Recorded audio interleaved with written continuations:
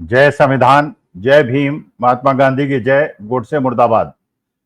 देखिए, देश के अंदर एक अफवाह है या सच्चाई है ये तो मुझे नहीं पता, लेकिन समाज के बीच में एक खबर बहुत तेजी से फैल रही है और वो खबर ये है कि अदानी जी की कंपनी में, अदानी जी की ग्रुप ऑफ कंपनीज में हमारे देश के प्रधानमंत्री नरेंद्र मोदी जी का और अमित शाह जी का पैसा लगा हुआ है। अब ये खबर ऐसी है कि जब तक इसकी पुष्टि ना हो या सरकारी सूत्रों से न पता चले, इस अफवाह को रोकने की आवश्यकता है, क्योंकि अफवाह हमेशा घातक होती है और चीजों की पुष्टि होनी चाहिए। तो हम ये चाहते हैं, मैं इसमें न तो इसको स्वीकार कर रहा हूं न अस्वीकार कर रहा हूं, मैं ये चाहता हूं जनता तक और हमारे देश के सत्ताधारियों तक ये बात पहुंचे। ये अफवाह खत्म होनी चाहिए और लोगों को पता चलना चाहिए अगर ये सच है या ये झूठ है। देखिए, अडानी जी एक पूंजीपति हैं, जैसे अंबानी जी हैं, जैसे टाटा हैं, बिरला हैं, बहुत सारे देश के अंदर पूंजीपति हैं। और अब तो एक नौजवानों की एक बाढ़ आ गई है, जिन्होंने नए नए आइडिया जनरेट किए और उसके बाद हजारों लाखों करोड़ों की कंपनी उन्होंने खड़ी कर दी। पूरे विश्व में हुआ और भारतवर्ष के अंदर भी हुआ। लेकिन अगर उन युवा उद्यमियों की बात की जाए जिन्होंने लाखों करोड़ों की कंपनी शुरू कर दी, उनके अंदर कुछ टेक्नोलॉजिकल इनोवेशन था, कोई ऐसा तकनीकी सुधार किया था जिसकी वजह से ऐसा हुआ। जैसे उदाहरण लीजिए, स्विगी है, जोमेटो है या पेटीएम है। ये कंपनियां ऐसी थी जिन्होंने बिल्कुल एक प्रकार से रिवॉल्यूशन ले आए, पूरी पद्धति बदल गई और वो लोग करोड़पति बन गए।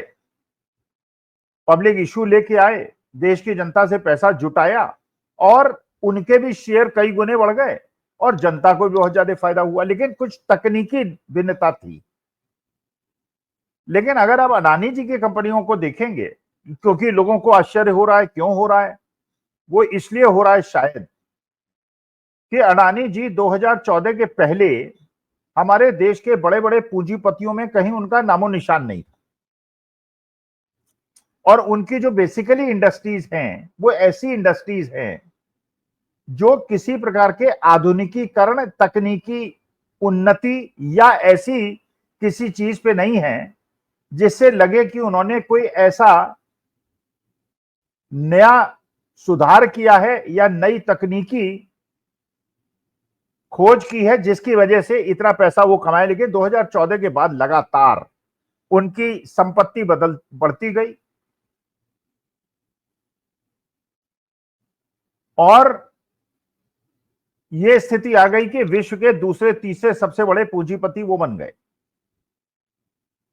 उनको बैंक से भरपूर पैसा दिया गया, भीषण लोन दिया गया, हर बैंक से उन्होंने लोन ले लिया, इंटरनेशनल एजेंसीज, फाइनेंशियल इंस्टीट्यूशन से उन्होंने पैसा ले लिया, भारत से 6-7 कंपनीज बना के भारत के निवेशकों से पैसा उठा लिया, विदेशी निवेशकों से पैसा उठा लिया। तो अगर फायदा है तो अडानी जी का है और देश की जनता का है। लेकिन अगर नुकसान हुआ तो अडानी जी तो इसलिए झेल जाएंगे क्योंकि वो प्रोमोटर हैं, बहुत सारा उन्होंने पैसा कमा लिया है, बहुत सारी उन्होंने अपने इन्वेस्टमेंट कर दिए हैं। लेकिन जनता को बहुत ज्यादा नुकसान होगा। इसलिए ये जो समाज के अंदर अफवाह है, इसका उत्तर मिलना बहुत आवश्यक है। बल्कि समाज के अंदर तो ये भी बातें होने लगी हैं, जब मैं घर से बाहर निकलता हूं तो समूह में ये भी बात होने लगी है कि गंगाधर ही शक्तिमान है और शक्तिमान ही गंगाधर। अब इसकी जो परिणति है, इसको जो क्लोज करने की जिम्मेदारी है, मेरे ख्याल से सत्ताधारियों की है, देश की सरकार की है और हमारे देश के प्रधानमंत्री और गृह मंत्री की। ये बात ठीक है, अंबानी जी और अडानी जी गुजरात के रहने वाले हैं, मोदी जी और शाह जी भी गुजरात के रहने वाले हैं, लेकिन इसमें कोई आपत्ति नहीं होनी चाहिए। गुजरात हमारा एक विकसित राज्य है हमारे देश का, और जितना बाकी उत्तर प्रदेश, बिहार, बंगाल, तमिलनाडु और कर्नाटका, तेलंगाना के लोगों का अधिकार है देश के विकास में भागीदार बनने का, उतना गुजरात के लोगों का भी है। तो इसमें कोई आपत्ति नहीं होनी चाहिए। और यह भी मानना उचित नहीं है क्योंकि मोदी जी और शाह जी गुजरात के हैं और क्योंकि अंबानी जी और अडानी जी गुजरात के हैं, इसलिए उनको विशेष सुविधा मिलती है। लेकिन अगर चीजों का सही परिप्रेक्ष्य में उसकी जांच हो और सच सामने आ जाए, ये अफवाह सच है या गलत। जैसे आप उदाहरण लीजिए, सत्यम एक बहुत बड़ी कंपनी हुआ करती थी डॉक्टर मनमोहन सिंह के जमाने में। रामलिंगा राजू उसके चीफ एग्जीक्यूटिव ऑफिसर थे और देश की जो 4-5 सबसे बड़ी आईटी कंपनीज थी उसमें से भी एक सत्यम थी और बड़ा नाम था उसका। बल्कि उनके बोर्ड ऑफ डायरेक्टर्स में एक डायरेक्टर थे जो कि हैदराबाद के आईएसबी के प्रोफेसर थे कॉर्पोरेट गवर्नेंस। और कॉर्पोरेट गवर्नेंस का काम केवल कंपनियों को कैसे ठीक चलाया जाए इसके बारे में होता है, और वो उस कंपनी में डायरेक्टर थे। और सत्यम के एमडी सीईओ रामलिंगा राजू को बहुत सारे पुरस्कार भी मिले थे। लेकिन अचानक एक दिन रामलिंगा राजू प्रकट हुए और उन्होंने कहा कि मैंने 7,000 करोड़ का घपला किया है। चलिए, उस समय की नैतिकता थी कि एक मैनेजिंग डायरेक्टर खुद आके कहता था कि मैंने घपला किया है, और उसके बाद उन्हें जेल हुई और अभी तक शायद वो जेल में है।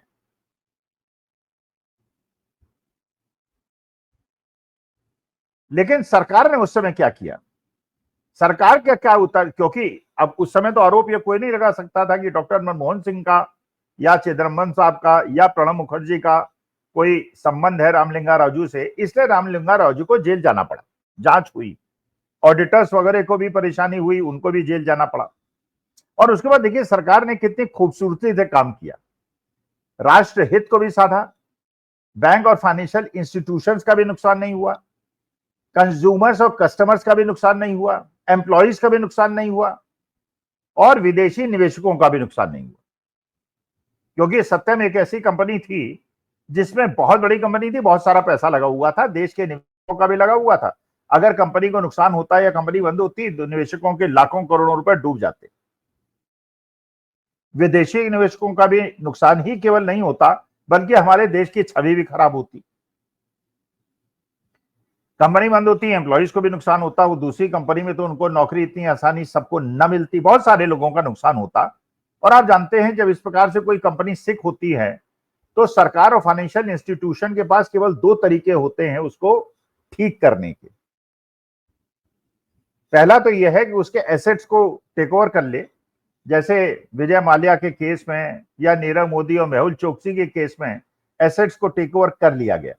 एक तरीका तो यह होता है, और दूसरा तरीका होता है कि वो कंपनी जिसके अंदर इस प्रकार की घपलेबाजी हुई है या कंपनी सिक हो गई है, परेशानी हो गई है, उसको किसी हेल्दी कंपनी को दे दिया जाए। और हेल्दी कंपनी जब सिक कंपनी को ले तो अपनी हेल्थ से वो सिक कंपनी को भी हेल्दी बना दे। अब आप जानते हैं आईटी कंपनीज में एसेट्स तो बहुत ज्यादा होते नहीं है भाई। एक स्टील कंपनी हो या सीमेंट कंपनी हो तो एसेट्स होते हैं, बिल्डिंग होती है, प्लांट एंड इक्विपमेंट होता है, लाखों करोड़ों का होता है। लेकिन आईटी कंपनीज में तो केवल बिल्डिंग होती है और कंप्यूटर्स होते हैं। तो अगर पहला विकल्प चुना गया होता और उसको कब्जा करके बेचने का प्रयास होता तो लाख करोड़ के अगर ड्यूज होते तो 5-7 हजार करोड़ में चीजें बिक जाती और सबके पैसे डूब जाते।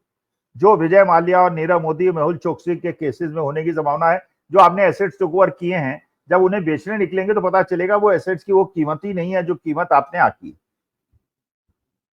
जो सरकार ने क्या किया, बड़े बड़े दिग्गज लोगों को उसमें डायरेक्टर बनाया और उसके बाद टेक महिंद्रा जैसी बड़ी कंपनी को, मतलब महिंद्रा एंड महिंद्रा जैसी बड़ी कंपनी को यह प्रेरित किया गया कि वो सत्यम को टेक ओवर कर ले। तो सत्यम को महिंद्रा एंड महिंद्रा ने टेक ओवर किया एक नई कंपनी के माध्यम से जिसका नाम रखा गया टेक महिंद्रा। अब टेक महिंद्रा बन गई, लिस्टेड कंपनी थी, निवेशकों का भी नुकसान नहीं हुआ, एम्प्लॉइज को भी नुकसान नहीं हुआ, विदेशी निवेशकों का भी नुकसान नहीं हुआ, और पूरे विश्व ने हमारे यहाँ के देश की कॉर्पोरेट गवर्नेंस की बड़ाई की। अच्छा, कॉर्पोरेट गवर्नेंस का ध्यान रखने के लिए सबसे बड़ी संस्था जो देश के अंदर है वो सेबी है, जैसे अमेरिका के अंदर एसईसी है। तो देश की प्रतिष्ठा बच गई, देश की छवि बच गई। अब अगर ये अफवाह उड़ रही है ये जो पीएम केयर फंड में पैसा आ रहा है इसकी ऑडिट नहीं हो रही है, जबकि पीएम केयर फंड जब बनाया गया था तो ये बताया गया था कि पीएम केयर फंड है। पीएम केयर फंड का मतलब ये पीएम केयर करते हैं इसलिए पैसा ले रहे हैं, तो हम लोगों ने पैसा दिया था, देश की जनता ने पैसा दिया था और ये सोचा था पैसा सुरक्षित होगा, जनता के काम आएगा, चाहे गुजरात के अंदर कुछ घटना हो या केरला के अंदर हो या राजस्थान के अंदर हो, हिमाचल के अंदर हो, समान रूप से पीएम क्योंकि सबके हैं पैसा और ये चीजें सबके यहां जाएंगी।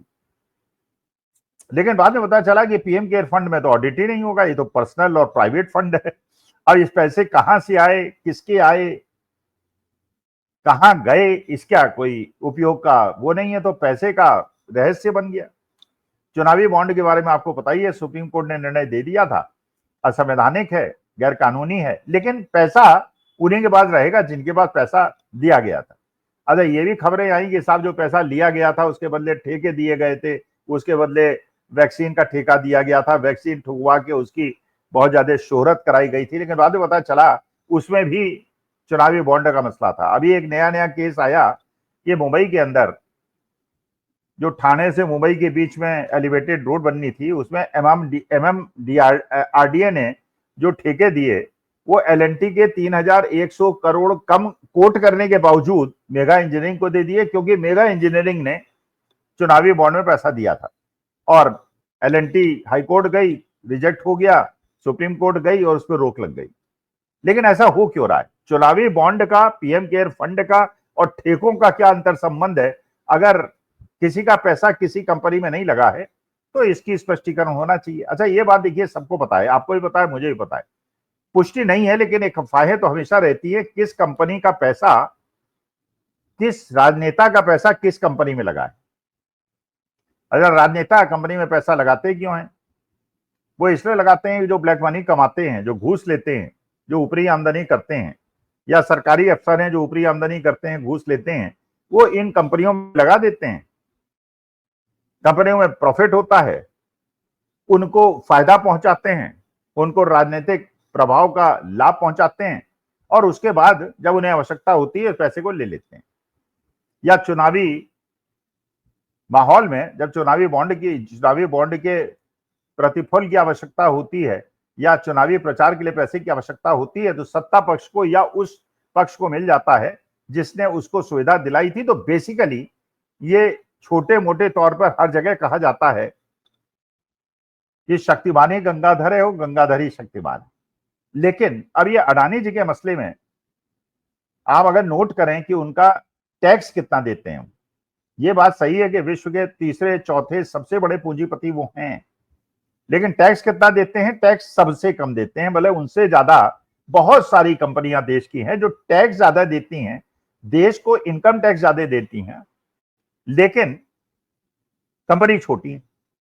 एम्प्लॉइज की संख्या अगर आप देखेंगे तो देश की बहुत क्या ज्यादातर कंपनीज ऐसी हैं जो एम्प्लॉइज जिनके यहां ज्यादा हैं और अडानी जी के एम्प्लॉइज कम है, लेकिन एम्प्लॉय अडानी जी सबसे बड़ी कंपनी है।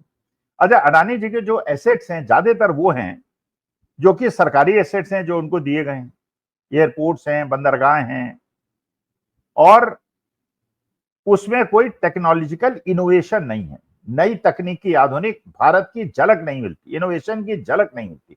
तो अगर आपको टैक्स आप सरकार को न दें, देश को न दें, अगर एम्प्लॉयमेंट न दें और नई टेक्नोलॉजी डेवलप न करें और कोई समाज सेवा भी आप न करें, तो इसके बाद आपकी उपयोगिता क्या है और आपको इतना प्रशिक्षण क्यों मिलता है? मान लीजिए, अब मैं नहीं कह रहा कि संरक्षण मिलता है कि नहीं मिलता है, अगर मोटे तौर पे आप देखें, अगर अमेरिका का SEC ये कहता है, सिक्योरिटी एक्सचेंज कमीशन ये कहता है, जो हमारे यहाँ जैसा सेबी जैसा है, कि उन्होंने अडानी जी को चार्ज किया है, उन पे आरोप लगाया है और कोर्ट में केस चल रहा है कि अमेरिकन इन्वेस्टर से पैसा लेने के लिए अडानी जी की भारत की सरकारी कंपनियों को घूस देके उनसे ऐसे अनुबंध कराए गए जो कि इन्फ्लेटेड थे, और अमेरिका में जांच हो गई, अमेरिका में कोर्ट में केस चल रहा है। तो क्या मोदी जी के ये जिम्मेदारी नहीं थी कि वो भारतवर्ष के अंदर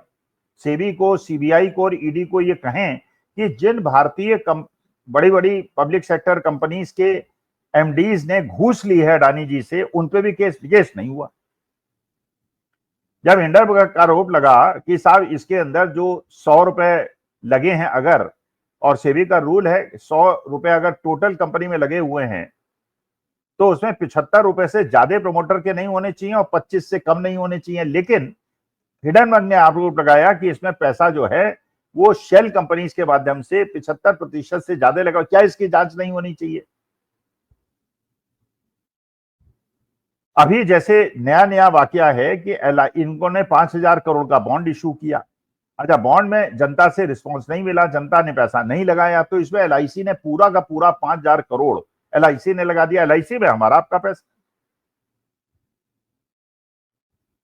तो इन सब चीजों को देखने के बावजूद कि अगर अगर मान लीजिए सरकार के बड़े बड़े नेताओं का पैसा अडानी जी की कंपनी में नहीं लगा तो जांच कराने में क्या परेशानी? जैसे एक और एग्जाम्पल लेता हूं, आसाराम एक महाकलाकार संत हुआ करते थे, बड़ा नाम था उनका पूरे हिंदुस्तान में। रिपोर्ट हुई, जांच हुई, जेल में हैं, अभी तक जेल में है। तो कोई आरोप नहीं लगा सकता कि कांग्रेस वालों का आसाराम जी से कोई संबंध था। लेकिन एक राम रहीम है, उसी प्रकार के आरोप हैं, उसी प्रकार के। लेकिन राम रहीम जब जेल जाते हैं, कितनी बार पैरोल उनको मिल जाती है, बार बार वो जेल से बाहर आ जाते हैं, और जेल से बाहर तब आते हैं जब इलेक्शन होता है। तो अब कोई भी ऐसा आदमी जो निष्पक्ष है वो कहेगा कि आसाराम के तो कांग्रेस से कोई संबंध नहीं थे, जिनके साथ आपने देखा बड़े बड़े भारतीय जनता पार्टी के नेता डांस करते पाए गए थे आसाराम जी के साथ, और राम रहीम जी के दरबार में उनके चरण स्पर्श और उनके पैरों के बाद बैठते हुए दिखाई पड़े थे। तो अगर राम रहीम को बार बार पैरोल मिल जाती है तो इसका मतलब क्या कोई अंतर संबंध भारतीय जनता पार्टी की सरकार का, राजनीति का, चुनाव का और राम रहीम का है? तो ये जो अफवाहें हैं इन पे रोक लगनी चाहिए, पता चलना चाहिए कि ये चीजें सही हैं गलत, जिससे भ्रांति अफवाहें न रुकें। क्योंकि अब अफवाह ये भी उड़ रही है, जैसे राहुल गांधी ने कह दिया कि मोदी जी सरेंडर मोदी हैं। ये भी अफवाह उड़ रही है कि कम से कम ये तो हमको देश को बता दिया जाए कि जो मोदी जी ने 4 दिन के बाद युद्ध विराम किया, चाहे डीजेमओ के कहने पे किया या डोनाल्ड ट्रंप के कहने पे किया, इनकी शर्तें क्या हैं, हमने पाया क्या, हमने क्यों अपनी सेनाओं को, जीतती हुई सेनाओं को रोका, उनके हाथ पकड़े, उनके पैर में बेड़ियां बांधी? अगर हम जीत रहे थे तो कुछ ना कुछ तो कारण होगा। अगर बाहरी दबाव नहीं था तो कुछ ना कुछ तो फायदा हुआ होगा जिसकी वजह से हमने युद्ध विराम किया,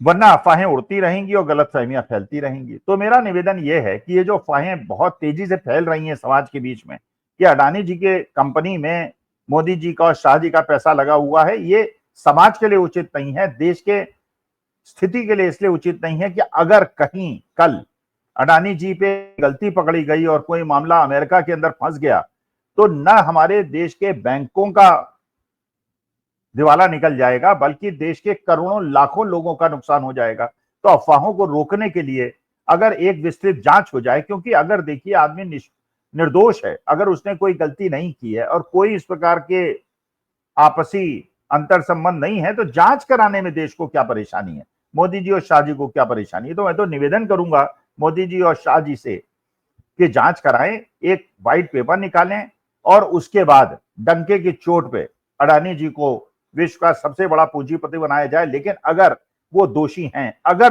हैं, तो रामलिंगा राजू को जो सजा मिली थी वही सजा अडानी जी को मिलनी चाहिए। नमस्कार, धन्यवाद और प्रणाम।